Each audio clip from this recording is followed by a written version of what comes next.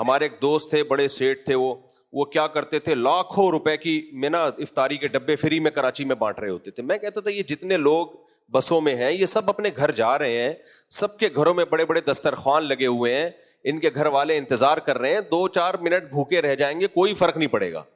روزہ اچھا نہیں ہے روزے میں دیر سے افطار کرنا, مگر یہ کوئی اتنا بڑا مسئلہ نہیں ہے کہ فری پھوکٹ میں لاکھوں روپے میں آپ ڈبے بانٹ کے وہ پیسے اڑا دو.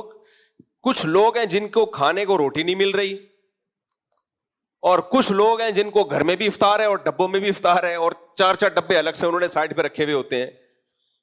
غریب تک پہنچو بھائی, اندرون سندھ جائیں, ہم گئے ہیں پاک ایڈ ویلفیئر ٹرسٹ کے ذریعے اندرون سندھ آپ جاؤ, آپ وہاں غربت کا حال دیکھو. پنجاب کے کچھ گاؤں ایسے ہیں, KPK میں, گلگت میں, بلتستان میں, کچھ ایسے علاقے ہیں آپ کے ہوش اڑ جائیں گے.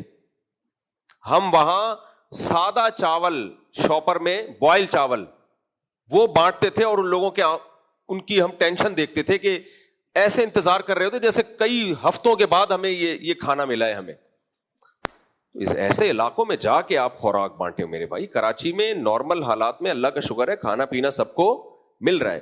آپ نہاری کے ہوٹل پہ بیٹھو, بھکاری آ جاتے ہیں, ہمیں بھی دلا دو. میرے ساتھ ایسا ہو چکا ہے, میں نے کہا چلو یار اس کو بھی 2 نہاری دلا دو.